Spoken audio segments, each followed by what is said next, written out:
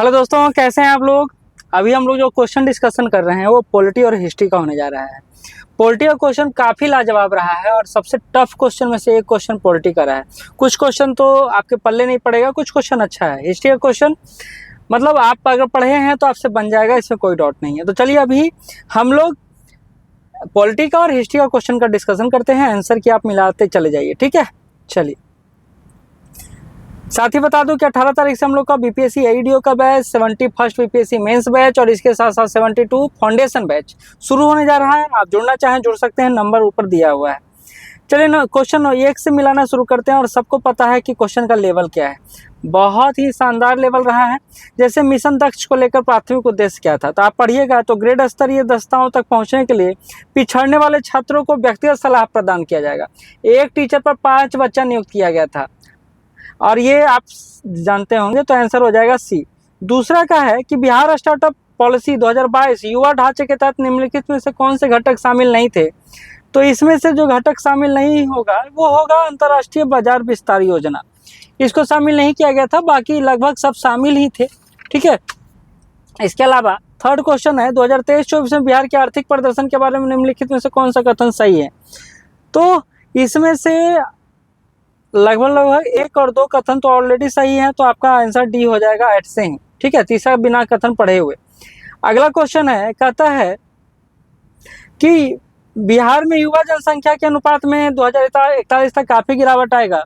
तो इसका आंसर हो जाएगा 1 और 3। 1 और 3। एक और बात बता देता हूँ, ऐसा नहीं है कि ये जो मैं आंसर में ला रहा हूँ 100% सही हो सकता है, कुछ हो सकता है कि मिस्टेक हो जाए जल्दबाजी में। आप नीचे कमेंट कर सकते हैं, कमेंट बॉक्स खुला हुआ है, जहां आपको लगे कि नहीं सर यहाँ सुधार होना चाहिए।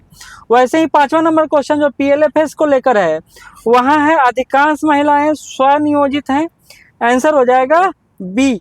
आंसर हो जाएगा बी। इसी तरह 6ठा का क्वेश्चन का आंसर लोकसभा सचिवालय का स्टाफ की नियुक्ति को लेकर, आंसर हो जाएगा डी। कौन सा आंसर हो जाएगा? आंसर हो जाएगा डी। 7वां नंबर है, भारत के महान न्यायवादी के परिप्रेक्ष्य में तो राष्ट्रपति को विधिक मामलों में परामर्श देता है। आंसर हो जाएगा आपका सी, ठीक है। इसके अलावा नेक्स्ट क्वेश्चन पर आते हैं। 8वां नंबर, भारतीय संविधान की सूचियों में समवर्ती सूची को लेकर बात किया जा रहा है, तो वन्य जीवों की सुरक्षा और मूल्य नियंत्रण, ये दोनों होगा, तो 1 और 4 दोनों सही है। इसके अलावा अगला जो क्वेश्चन है वो है नीति निर्देशक तत्व तो गांधीवादी सिद्धांतों के अनुरूप कौन सा नहीं है। तो कौन सा नहीं है? तो समान नागरिक संहिता, काम का अधिकार जो है वो गांधीवादी मूल्यों के अनुरूप नहीं है, बाकी सब है। तो आंसर हो जाएगा 2 और 4 यानी बी। अगला है, निम्नलिखित में से कौन सा युग्म सुमेलित नहीं है। तो इसका आंसर हो जाएगा बी, अनुसूचित क्षेत्रों में प्रशासन, क्योंकि यह 5वीं अनुसूची में है, ठीक है। चलिए, केंद्रीय सरकार के बारे में निम्नलिखित कथनों पर विचार कीजिए। इसका आंसर हो जाएगा केवल 2 सही है, यानी प्रत्येक मंत्री को मंत्रालय राष्ट्रपति द्वारा प्रधानमंत्री के परामर्श से आवंटित किया जाता है, तो सिर्फ 2 आंसर हो जाएगा। 12 नंबर क्वेश्चन पर आते हैं, राज्य विधायिका कार्रवाई के बारे में क्या सत्य है। तो देखिए, इसका आंसर आप देखिएगा तो ये आर्टिकल 212 ये आंसर के बारे में है और आर्टिकल 210, लेकिन इसमें से अगर कंपेरेटिव कीजिएगा तो आंसर 12 का ए हो जाएगा, ठीक है। इस तरह भारतीय संविधान के 13 का आंसर की बात किया जाए तो ये हो जाएगा 1 और 2 दोनों सही, 13 का ए आंसर हो जाएगा। वहीं 14 की बात किया जाए कि कौन वित्त आयोग के सदस्य के लिए आवश्यक अर्हताओं का निर्धारण करता है, तो संसद विधि द्वारा इसका निर्धारण करता है, ठीक है। आगे बात करें 15 नंबर क्वेश्चन का, तो आंसर सिर्फ केवल 4 हो जाएगा। सदन स्थगन के नेता द्वारा अकेले किया जा सकता है, तो यही बोल रहा है। देखिए क्या नहीं है, इस पर एक और काम किया बीपीएससी ने, नीचे इंडिकेट किया है क्या नहीं है, ताकि आपको प्रश्न समझने में आसानी हो, ठीक है। 16 नंबर, पंचायतों की वित्तीय स्थिति की समीक्षा के लिए कौन अधिकृत है, तो राज्यपाल द्वारा गठित वित्त आयोग, ठीक है। 17 नंबर क्वेश्चन, सरकार द्वारा घोषित आत्मनिर्भर भारत योजना सहयोग करती है किसमें, तो दोनों सही है, 1 और 2 दोनों कथन सही है। अगला क्वेश्चन 18 नंबर, पंचायती राज का मुख्य उद्देश्य क्या है, तो इसका मुख्य उद्देश्य है जनता में राजनीतिक चेतना की वृद्धि करना, ठीक है। निंदा प्रस्ताव के बारे में क्या सत्य है, तो आंसर हो जाएगा सी, यह अविश्वास प्रस्ताव से भिन्न है। अगला 20 नंबर क्वेश्चन का, मौलिक अधिकारों का संरक्षण। अब देखते हैं आर्टिकल 32 और 226 दोनों में है, ठीक है। 21 नंबर क्वेश्चन की बात कर लें किस भारतीय नेता ने प्रथम बार उदारवादियों को, तो ये इसका आंसर हो जाएगा लाला लाजपत राय, सी। इसके अलावा 22 का आंसर हो जाएगा, ये सबको पता है, लॉर्ड हार्डिंग, बी। इसके अलावा 1911 में कैलिफोर्निया विश्वविद्यालय हरदयाल, आंसर हो जाएगा हरदयाल। इसका हो जाएगा थियोडोर बेक, थियोडोर बेक। इसके अलावा the Young India Gandhi ji से जुड़ा हुआ है, the Young India Gandhi ji से जुड़ा हुआ है। अगला जो है 26 नंबर, साइमन कमीशन, ये तो आसान है, साइमन कमीशन होगा।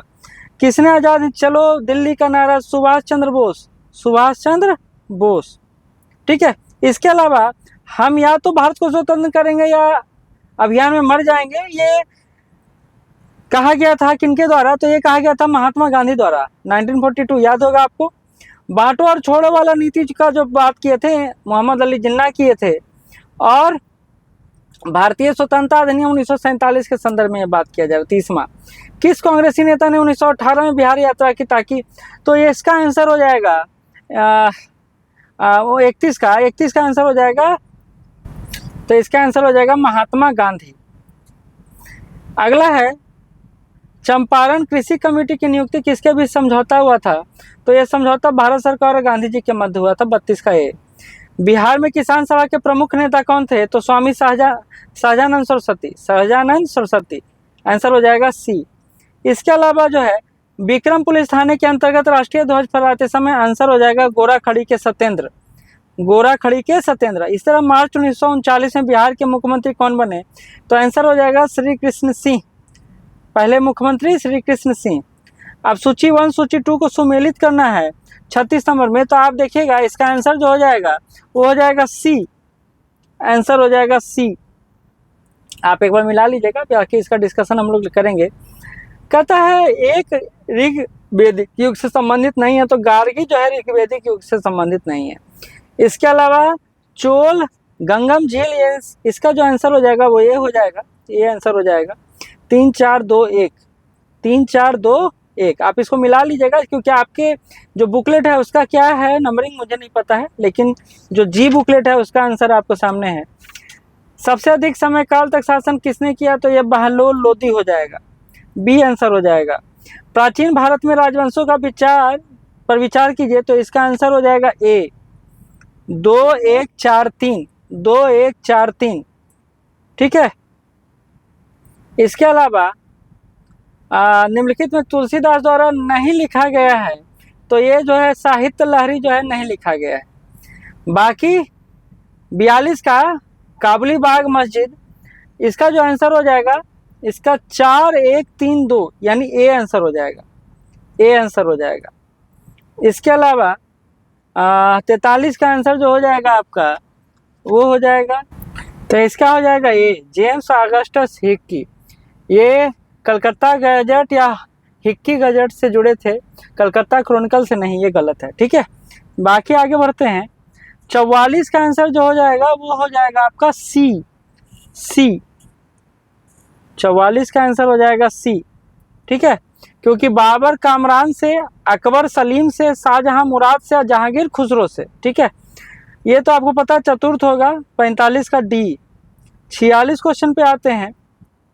46 का आंसर हो जाएगा 1 2 3 तीनों, 1 2 3 तीनों।